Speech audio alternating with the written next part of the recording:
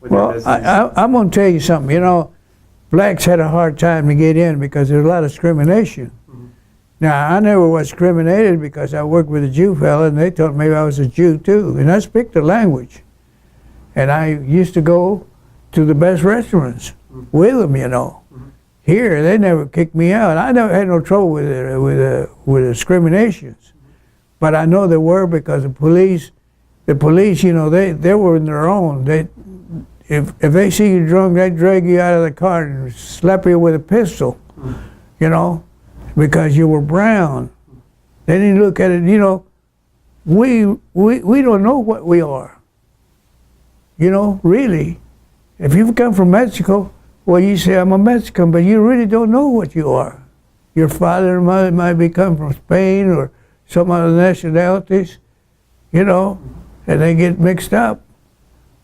Now, there's a lot of little Indians over there in Mexico, but you know, the Spaniards landed in Mexico for 300 years.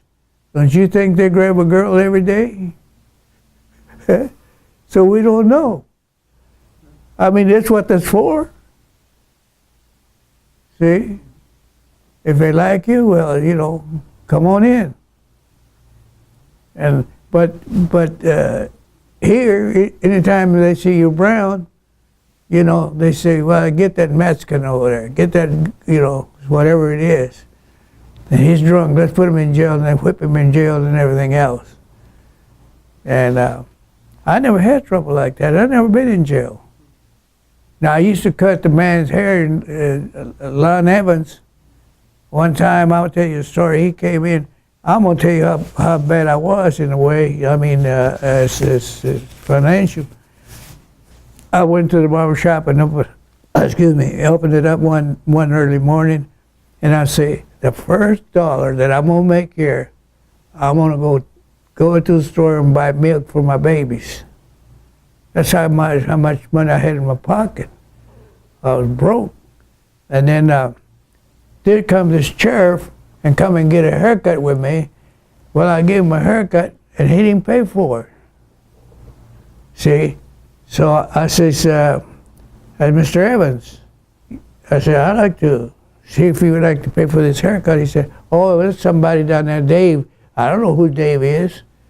He'll come and pay you for it. Well, I didn't want to say nothing because he was a sheriff, you know. And then I was young too. So again, he come again, and he played the same trick again. Okay, so when I moved, see, they cut one leg off because he had sugar diabetes, and he couldn't be a sheriff no more. He was nothing, well, nobody's nothing anyway, not even me. But he came over, and somebody was pushing him with a wheelchair, and I saw him. I says, he said, Evans, a lady to you? He said, no, I'm just pushing him over here, come and get a haircut. Well, I'm going to tell you something right now. I says, he owed me about $30 worth of haircuts, and he haven't paid me.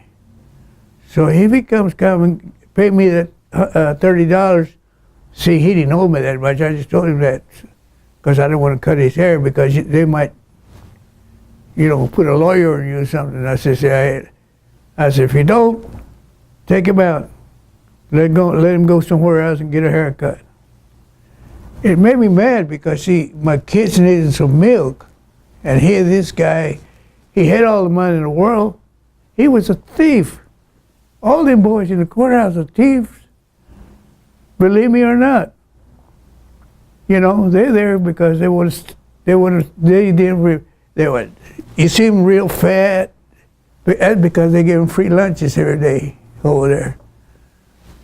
And that's okay. I'm not against that. That's fine. I get, you know, I do my thing and they do theirs. But I know all about all those guys. I know everything about them.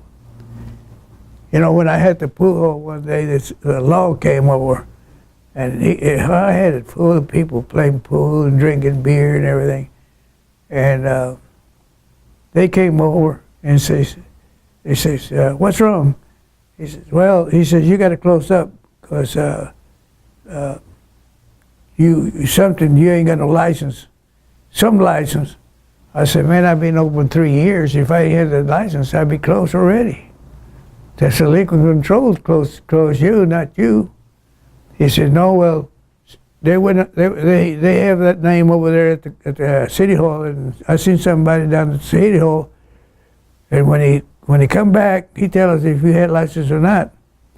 So they just sent somebody over there. They ain't had nobody in there. So he called, one of them called, and he said, everything's okay, but everybody got out of there, and I got scared. See, they leave the pool hall empty, and that's what they wanted. So next day I got up, I went to see the chief of police, because at that time, you could see the chief of police. All you do is knock on the door. They had no secretaries or nothing back then, see. And I went and see the chief of police, and I told him, I said, did you send this boys over there for me to close up? I said, I got all the license you want. He said, no, I don't know anything about it.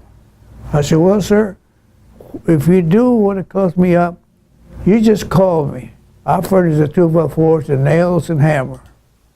And you don't have to send them boys over there. And I guess he talked to them, I don't know, but they never did stop by anymore. But see what they do? The police, they take the police on their hands, the law on their hands. And just because, you know, you make it a little bit, they try you out.